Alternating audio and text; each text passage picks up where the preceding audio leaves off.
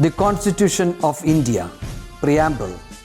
We, the people of India, having solemnly resolved to constitute India into a sovereign, socialist, secular, democratic republic and to secure to all its citizens justice, social, economic and political, liberty of thought, expression, belief, faith and worship, equality of status and of opportunity, and to promote among them all fraternity, assuring the dignity of the individual and the unity and integrity of the nation. In our Constituent Assembly, this 26th day of November 1949, do hereby adopt, enact and give to ourselves this Constitution.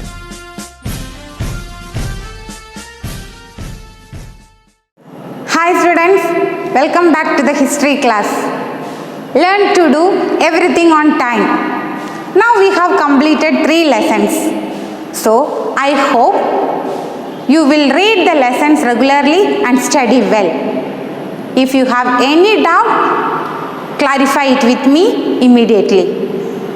Okay? Before we move on to the next lesson, let's recall what we have studied in the previous class. Good morning everyone. I am Ritu Bhadrashri of 10th.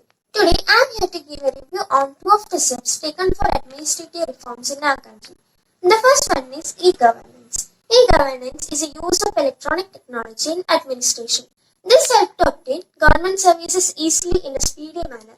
The single window system for admission to high secondary courses, online application for various scholarships, etc. are examples of e-governance. There are certain benefits of e-governance. Some of them are: can receive service with the help of information technology, need not to wait in government offices for service, government services offered speedily with less expense, the efficiency of the offices and quality of the service get enhanced.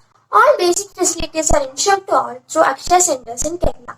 And the second reform implemented is the Right to Information Act. The efforts of Masturi Kisan Shakti Sankatan of Rajasthan had led to the legislation of Right to Information Act. The interventions of several organizations and social activists has also led to the passing of Right to Information Act 2005. This ensures the right of all citizens of India to receive information. The main objectives of this act are to prevent corruption, create responsibility and make the functioning of the government transparent. You will get the copies of public documents if they apply for them. That's all for the topics. Thank you. And I am beginning with a topic that Right to Service. Right to Service Act is a law which ensures the service for the people, and this law determines the time limit for the service that given by the government officer. If the service was not given within that time limit, the particular employee should pay the fine.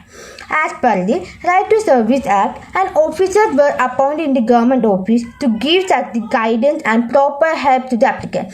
Due to this continuous intervention, the civil society, the government is taking more steps to make the administrative more effective, and that was Lokpal and Logat. Lokpal and Logat are the institutions constituted to prevent the corruption in administrative, bureaucracy and political levels, and the institution that constitute in the national level to prevent the corruption is known as Lokpal, and Lokpal has the power to register the case on the issues of the corruption against the employee and the public workers can be suggest necessary action, and the institution that constitute in the state level to hear the corruption is known as Logat, and both are following the judicial procedures. Hi all, I am here with a recap of the previous class, that is Central Vigilance Commission and Ombudsman. Central Vigilance Commission. The Central Vigilance Commission is the institution constituted at the national level to prevent corruption. It came into effect in 1964. It is formed to prevent corruption in the central government office. The Central Vigilance Commissioner is the head of the Central Vigilance Commission. In every department, there will be a chief vigilance officer. The duty of the commission is to inquire the vigilance cases and take necessary actions. Based on the model of the Central Vigilance Commission, the State Vigilance Commission have been constituted at the state level. The State Vigilance Commission inquires into corruption in the state governmental offices. Vigilance courts are also constituted to track vigilance cases. Ombudsman. Elected representatives and bureaucrats are part of public administration. Complaints can be filed against their corruption, nepotism, or financial misappropriation or negligence of duties. Ombudsman is constituted for this purpose. A retired judge of High Court is appointed as Ombudsman. People can directly approach Ombudsman with complaints. On receiving complaints, the Ombudsman has the power to summon anyone and can order inquiry and recommended actions. Ombudsman has its beginning in the banking sector to hear the complaints of the clients and rectify them. Thank you. Thank you, students. Now we will discuss the new chapter, British Exploitation and Resistance. You have already learned a few facts about British rule from UP classes. In the previous chapter, we have learned how the Britishers established colonies in different parts of the world and how it affected the people of the colonies. Do you have any idea about how Britishers exploited our country? Let us learn about this in detail from this chapter. Listen to a story. A day in January 1907, it was on that day the wedding of Gangul's daughter was solemnized. Gangul was a farmer from a village near Calcutta. A lot of guests gathered in the marriage. They all were received by offering sweets. But the sweets were without sugar. Instead, it contained jaggery. When someone asked about it, Gangul responded with pride, "The British are responsible for all our miseries. Hadn't we decided to boycott our products? So I preferred Indian jaggery to British sugar." On the day of the wedding of the Gangul's daughter, a farmer in Calcutta, everyone received sweets as offering.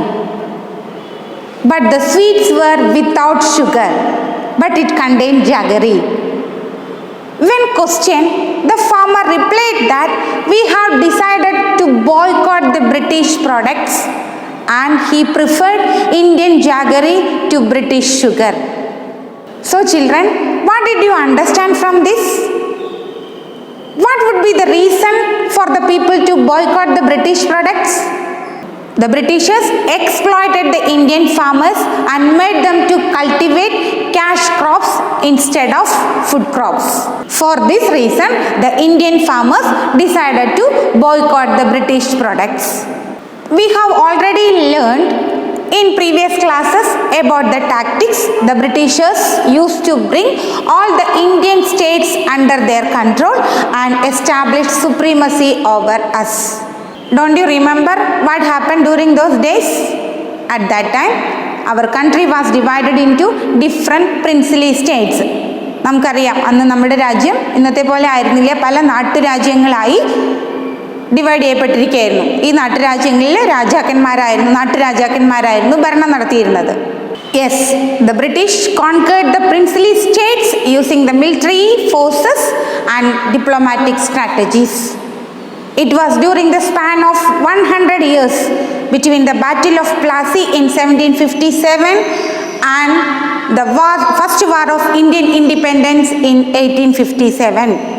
During that time, a major part of India came under the British rule. Look at the map of India. Regions under the British rule. Around 63% of the regions in the Indian subcontinent had come under the direct control of the British. The rest of the regions were ruled by the native kings who had been subjugated to the British. The British introduced certain policies to exploit our country. Let us learn about the impact of these policies.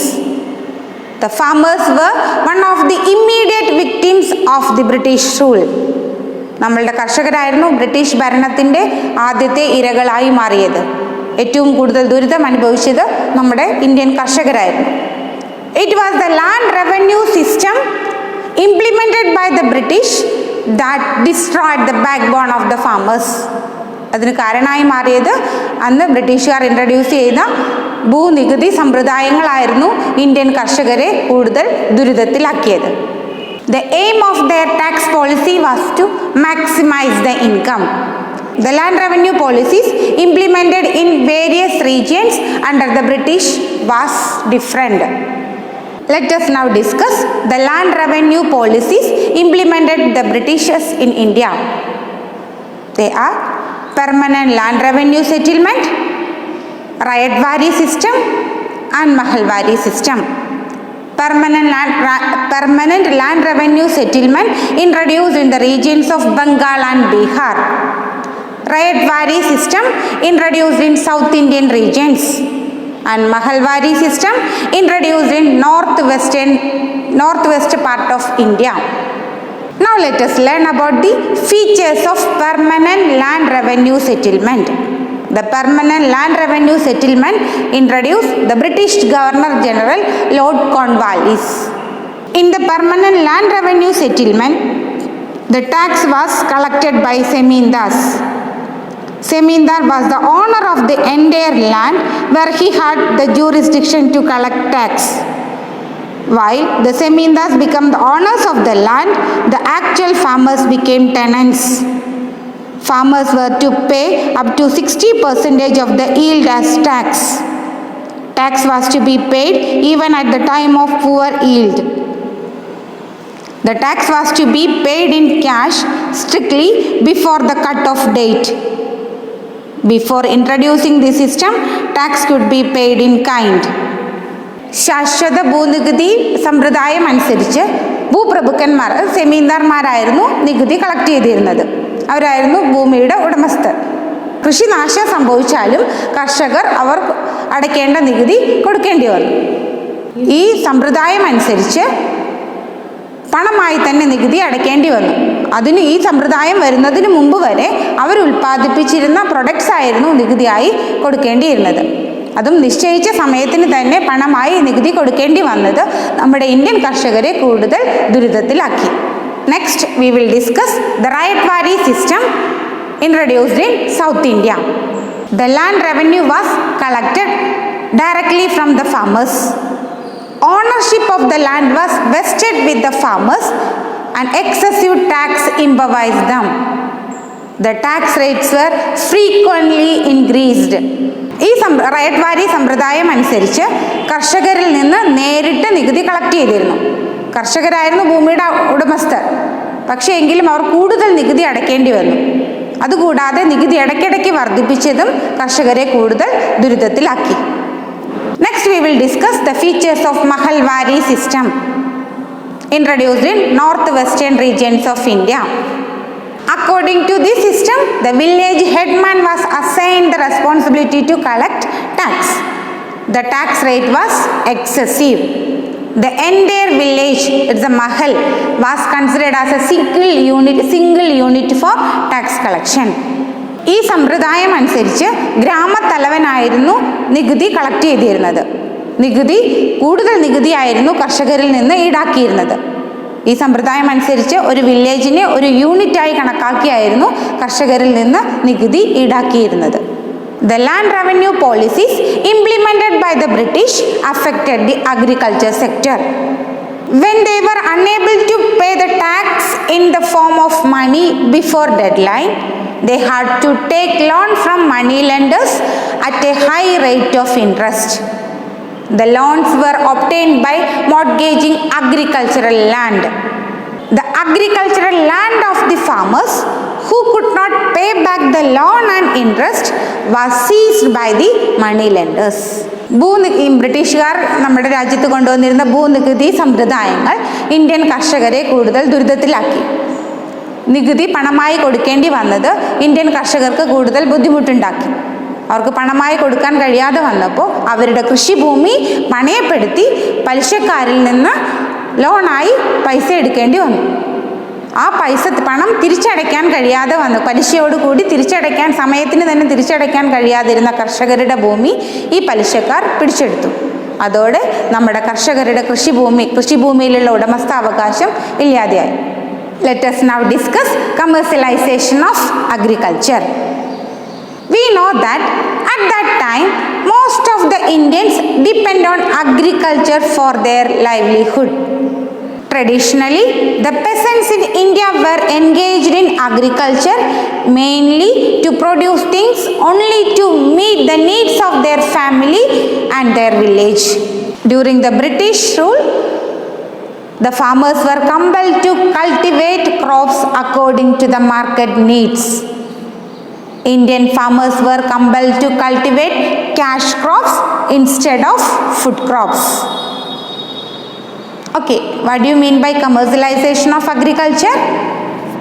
Yes, commercial crops were largely cultivated instead of traditional food crops. This transformation is termed as commercialization of agriculture. കാർഷിക മേഖലയുടെ വ്യവസായവൽക്കരണം. അതുവരെയും ഭക്ഷ്യധാന്യങ്ങൾ കൃഷി ചെയ്തിരുന്ന നമ്മുടെ Indian കർഷകരെ നിർബന്ധിച്ച് cash crops കൂടുതലായും അവരുടെ ഭൂമിയിൽ കൃഷി ചെയ്യേണ്ടി വന്നു. Already we had discussed the farmers had to pay high rate of tax in the form of cash before the deadline.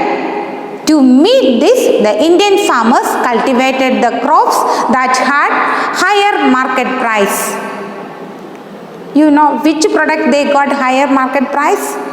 Yes, the products that had demand in the European markets were given higher price.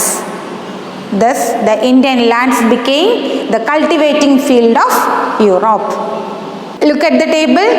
These are the major crops that were widely cultivated in that period.